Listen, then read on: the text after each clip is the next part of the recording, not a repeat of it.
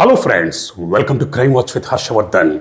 ధర్మస్థల ఇప్పుడు దేశంలోని ప్రతి ఒక్కరి చూపు ధర్మస్థల వైపే ఉన్నాయి. ముఖ్యంగా మీడియా, సోషల్ మీడియా, కెమెరా కళ్ళన్నీ ధర్మస్థల వైపే ఉన్నాయి. దానికి కారణం ఒక మాజీ శానిటేషన్ కార్మికుడు చేసిన ఆరోపణలు. 1995 నుంచి 2014 వరకు ధర్మస్థలిలో ఉన్న మంజునాథేశ్వర ఆలయంలో పారిశుద్ధ కార్మికుడిగా పనిచేశాడు. తాను పనిచేసిన 19 సంవత్సరాలలో ఎంతోమంది మహిళలు, యువతుల మృతదేహాలను పూడ్చాను, కాల్చాను అని అతను కోర్టులో తన వాంగ్మూలాన్ని ఇచ్చాడు. అలాగే దక్షిణ కన్నడ ఎస్పీకి తన కంప్లైంట్ సబ్మిట్ చేశాడు. ఆ కంప్లైంట్లో ఈ ఆరోపణలన్నీ చేశాడు. ఆ మహిళలు, యువతుల ఒంటి మీద దుస్తులు లేవు, నగ్నంగా ఉన్నారు. వాళ్ళ ఒంటి మీద గాయాలున్నాయి. ముఖ్యంగా ప్రైవేట్ పార్ట్స్ దగ్గర గాయాలున్నాయి. గొంతు పిసికిన ఆనవాళ్ళున్నాయి. వాళ్ళని దారుణంగా రేప్ చేసి హత్య చేశారు అని అతడు ఆరోపణ చేశాడు. ఎప్పుడైతే ఈ మాజీ శానిటేషన్ కార్మికుడు ఆరోపణ చేశాడో కర్ణాటక ప్రభుత్వం DGP, director general of police Pranav Mohanty ఆధ్వర్యంలో నేతృత్వంలో స్పెషల్ ఇన్వెస్టిగేషన్ టీం సిట్ని ఏర్పాటు చేసింది. ఈ సిట్లో డీసీపీ, డిఎస్పీ, ఎస్పీ స్థాయి అధికారులు అలాగే 20 మంది మెరికల్ లాంటి పోలీసు అధికారులు ఉన్నారు. సిట్ తన కార్యాలయాన్ని స్థాపించింది, ఏర్పాటు చేసింది. ఆ సిట్ నుంచే, ఆ కార్యాలయం నుంచే ఈ పోలీసు అధికారులు ఈ కేసు గురించి దర్యాప్తు చేస్తున్నారు. దాంట్లో భాగంగా గత శని, ఆదివారాల్లో ఈ మాజీ శానిటేషన్ కార్మికుడిని సిట్ కార్యాలయానికి పిలిపించుకుని కొన్ని గంటల పాటు విచారించారు.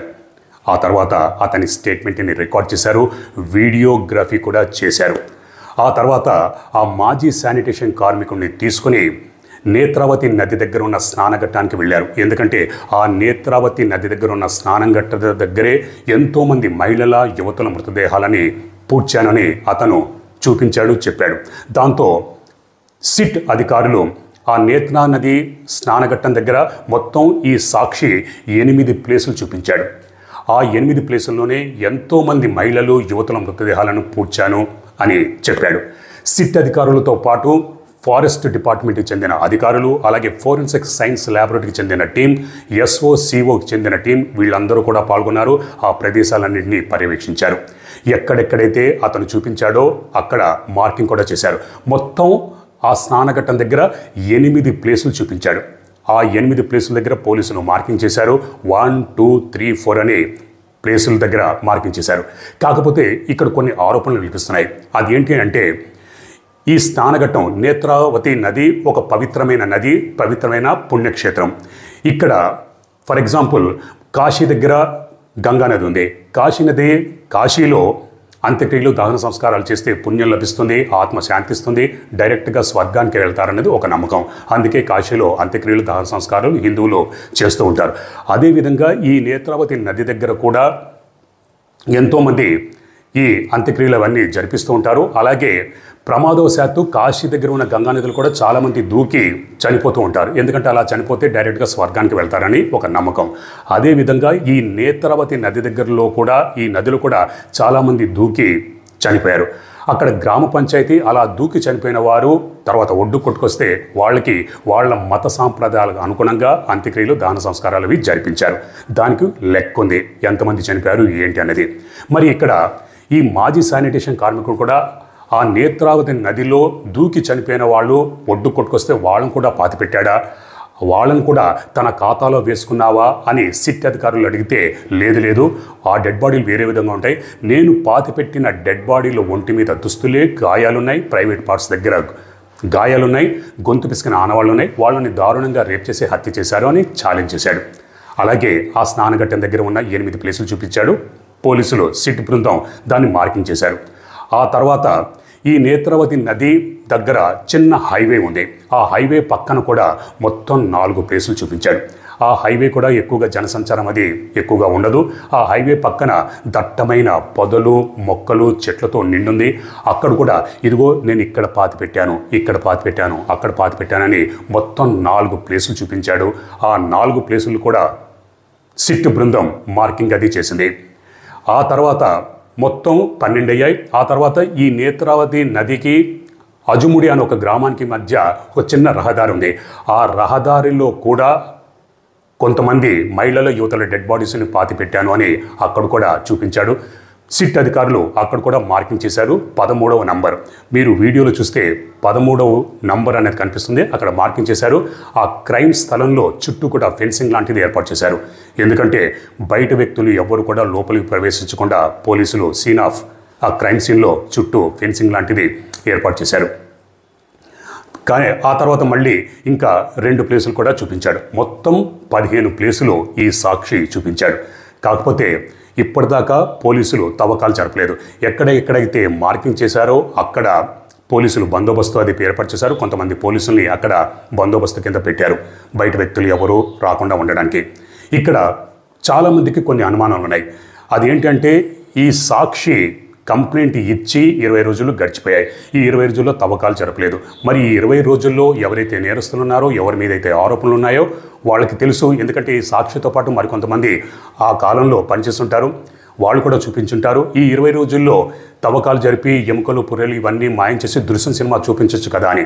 కానీ ఎక్కడెక్కడైతే ఈ సాక్షి ప్లేసులు చూపించాడో అక్కడ తవ్వకాలు జరగలేదు.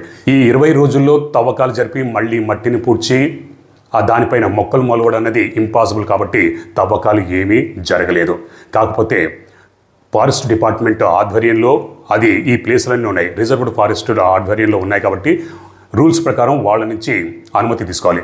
సరే, ఆల్రెడీ కర్ణాటక ప్రభుత్వం సిట్ని ఏర్పాటు చేసింది. కర్ణాటక ప్రభుత్వం ఆధ్వర్యంలోనే ఆ ఫారెస్ట్ డిపార్ట్మెంట్ ఉంటుంది కాబట్టి ఈ పర్మిషన్లు అనుమతులు తీసుకోవడం అంత కష్టమే కాదు, చాలా ఈజీగా వచ్చేస్తాయి. మొత్తానికి ఇక తవ్వకాలు జరగడమే ఆలస్యం. ఈరోజు రేపట్లో బహుశా తవ్వకాలు అవి జరపొచ్చు. ఒక మినీ జేసీబీ కూడా ఎక్కడెక్కడైతే స్పాట్లు చూపించాడో అక్కడ మినీ జేసీబీ కూడా కనిపించింది. నేను ఈ వీడియో చూస్తున్న టైంకి ఇంకా తవ్వకాలు జరపలేదు. బహుశా ఈరోజు రేపట్లో తవ్వకాలు జరుపుతారు. మరి ఈ మాజీ శానిటేషన్ కార్మికుడు చూపించిన ప్లేసుల్లో తవ్వకాలు జరిపితే ఆ గూతుల్లో నుంచి ఎముకలు పుర్రెలు బయటపడితే దేశంలో సంచలనం అలజడి రావడం ఖాయం. ఒకవేళ ఈ మాజీ శానిటేషన్ కార్మికుడు చూపించిన ప్లేసుల్లో తవ్వితే అక్కడి నుంచి ఎముకలు పుర్రెలు బయటపడితే అవి ఎవరివి అన్న ప్రశ్న ఉదయిస్తుంది.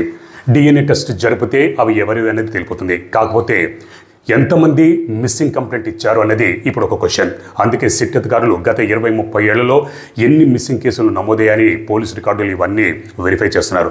అదేవిధంగా గత 20-30 సంవత్సరాల్లో తమ కుటుంబానికి చెందిన మహిళలు ఎవరెవరైతే అదృశ్యమైపోయారో వాళ్ళు ముందుకొచ్చి కంప్లైంట్ ఇవ్వాలని సిట్ అధికారులు కూడా కోరుతున్నారు. ఇప్పుడిప్పుడే కొంతమంది వచ్చి సిట్ కార్యాలయానికి వచ్చి కంప్లైంట్స్ ఇస్తున్నారు. ఎందుకంటే గత 20-30 సంవత్సరాల్లో పోలీస్ స్టేషన్కి వెళ్ళి కంప్లైంట్ ఇవ్వాలంటే భయపడేవారు.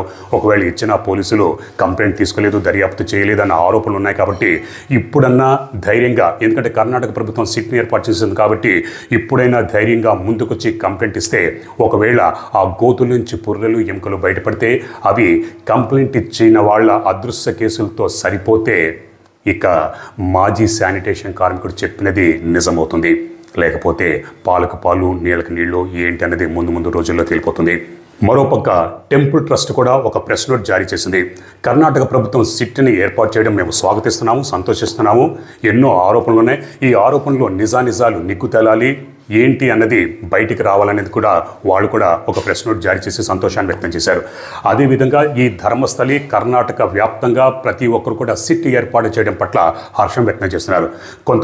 కొన్ని ప్రైవేట్ ఛానల్స్, న్యూస్ ఛానల్స్ ఈ ధర్మస్థలి చుట్టుపక్కల ప్రాంతాల్లో ఉన్న అందరినీ ఇంటర్వ్యూ చేస్తున్నారు. వాళ్ళందరూ కూడా సంతోషాన్ని వ్యక్తం చేస్తున్నారు.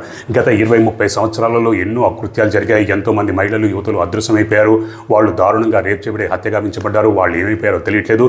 ఇప్పటికైనా నిజాలు బయటకు రావాలని ప్రతి ఒక్కరూ కోరుకుంటున్నారు. కాబట్టి మరికొన్ని రోజుల్లో ఏంటి నిజం, ఏది అబద్ధం అన్నది తేలిపోతుంది. దీనికి సంబంధించిన అప్డేట్స్ ఎప్పటికప్పుడు మీకు తెలియజేస్తాను. మరి మీరేమనుకుంటున్నారు? మీ అభిప్రాయాన్ని కామెంట్స్ రూపంలో నాకు కూడా తెలియజేయండి. మరో నిజమైన క్రైమ్ స్టోరీతో నేను మళ్ళీ మీ ముందుంటాను. అప్పటిదాకా మీరు, మీ కుటుంబ సభ్యులు క్షేమంగా, సురక్షితంగా, అప్రమత్తంగా ఉండాలని కోరుకుంటూ మీ హర్షవర్ధన్.